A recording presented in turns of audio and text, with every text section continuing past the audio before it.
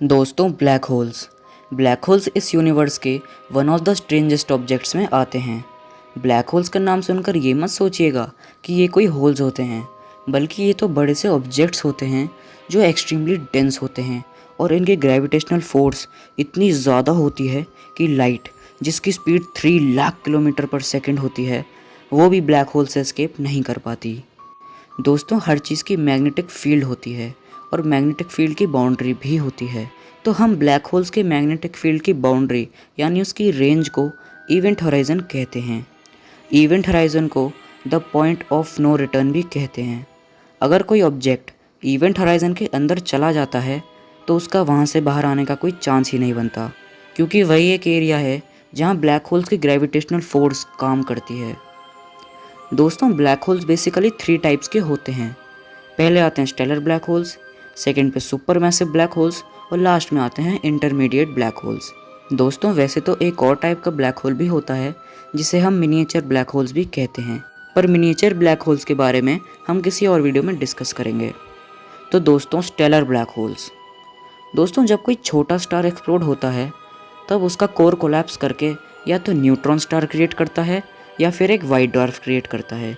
पर जब एक जाइंट स्टार एक्सप्लोड होता है तब उसका कोर कोलैप्स करता चला जाता है और स्टेलर ब्लैक होल्स क्रिएट करता है।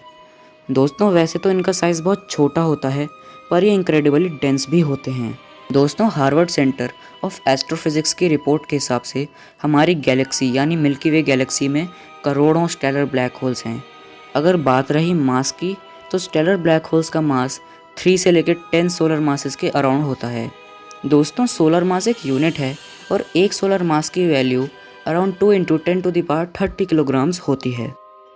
दोस्तों, अब बात करते हैं सुपर मैसिव ब्लैक होल्स की। दोस्तों, basically super massive black holes size में बहुत ही ज़्यादा बड़े होते हैं और ये हमारे सन से करोड़ों ही नहीं बल्कि अरबों गुना भारी भी होते हैं। स्टेलर ब्लैक होल्स इनके सामने कुछ भी नहीं हैं। साइंटिस्ट मानते हैं कि ये सुपर मैसिव ब्लैक होल्स हर गैलेक्सी के बिल्कुल सेंटर में प्रेजेंट होते हैं और हमारी गैलेक्सी यानी मिल्की वे गैलेक्सी के सेंटर में भी एक super massive black hole present हो सकता है।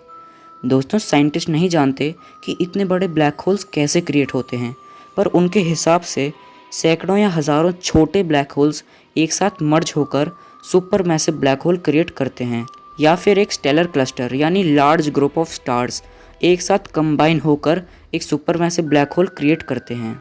ये सुपर मैसिव ब्लैक होल्स भी स्टेलर ब्लैक होल्स की तरह अपने आसपास की गैलेक्सीज और स्टार से गैस और डस्ट कलेक्ट कर करके अपना साइज़ बढ़ाते रहते हैं। दोस्तों, अब बात करते हैं इंटरमीडिएट ब्लैक होल्स की। जैसे स्टेलर ब्लैक होल साइज़ में काफ़ी छोटे होते हैं और super massive black holes size में काफ़ी बड़े होते हैं, ऐसे ही एक मिड साइज़ का ब्लैक होल भी होता है जिन्हें हम इंटरमीडिएट ब्लैक होल्स भी कहते हैं। साइंटिस्ट मानते हैं कि ये ब्लैक होल्स छोटी गैलेक्सीज यानी ड्वार्फ गैलेक्सीज के हार्ट में प्रेजेंट होते हैं। दोस्तों, साइंटिस्ट ने ऐसी 10 ड्वार्फ गैलेक्सीज को ऑब्जर्व किया और एक्सरे के थ्रू जब उन गैलेक्सीज को डिटेक्ट किया तो रिपोर्ट में ये पता चला कि वहाँ पर ब्लैक होल्स हैं जिनका मास 36,000 से लेके 3,16,000 सोलर मासेस के इक्वल होता है। तो दोस्तों, ये थे 3 टाइप्स के ब्लैक होल्स। अब हम बात करते हैं इनके स्ट्रक्चर की। दोस्तों, ब्लैक होल्स बेसिकली 3 लेयर्स का बना होता है: outer layer, inner event horizon and singularity. दोस्तों, आउटर लेयर मतलब इवेंट होराइजन के बाहर का एरिया। इवेंट होराइजन तो मैंने आपको बता दिया है कि ये ब्लैक होल के मैग्नेटिक फील्ड की बाउंड्री या रेंज होती है जिसमें अगर कोई ऑब्जेक्ट अंदर गया तो वहाँ से वापस कभी नहीं आ सकता। इवेंट होराइजन के अंदर ग्रेविटी कांस्टेंट रहती है और इसे हम the point of no return भी कहते हैं। दोस्तों, जो ब्लैक होल का इनर रीजन होता है जिसमें ब्लैक होल का सारा मास कॉन्सेंट्रेटेड होता है उसे कहते हैं सिंगुलैरिटी। तो ये था इनका बेसिक स्ट्रक्चर। अब दोस्तों, जब ब्लैक होल एक बार क्रिएट हो जाए तो उसके बाद क्या उसकी डेथ हो सकती है? दोस्तों, हॉकिंग रेडिएशन वो रेडिएशंस होती हैं जो एक ब्लैक होल एमिट करता है।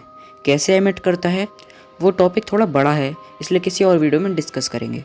तो दोस्तों, हॉकिंग रेडिएशन किसी ब्लैक होल के मास को रिड्यूस कर देता है और ब्लैक होल की रोटेशनल एनर्जी को भी रिड्यूस कर देता है और इस प्रोसेस को हम ब्लैक होल इवेपोरेशन भी कहते हैं। इसकी वजह से ब्लैक होल मास गेन नहीं कर पाते और श्रिंक होकर वैनिश हो जाते हैं। तो ऐसे डेथ होती है एक ब्लैक होल की।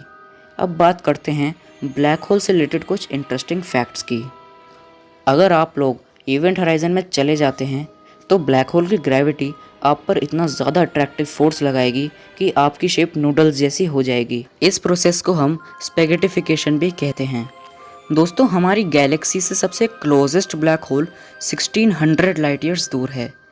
दोस्तों, जब कोई ऑब्जेक्ट ब्लैक होल के पास होता है तब उस ऑब्जेक्ट के लिए टाइम धीरे चलता है, मतलब उस ऑब्जेक्ट के लिए टाइम स्लो हो जाता है, क्योंकि जब ब्लैक होल उसे अपनी तरफ खींचता है तो उसकी स्पीड बहुत ही ज़्यादा होती है, जिससे टाइम उसके लिए स्लो हो जाता है। ब्लैक होल की फर्स्ट इमेज साल 2017 में आई थी, जो कि इवेंट हराइजन टेलीस्कोप ने ली थी।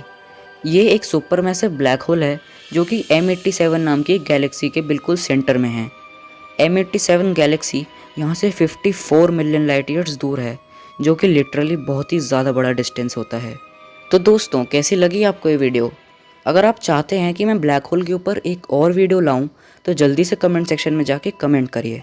अगर आपको वीडियो अच्छी लगी हो तो जल्दी से लाइक करें और सब्सक्राइब भी ज़रूर कर दीजिए।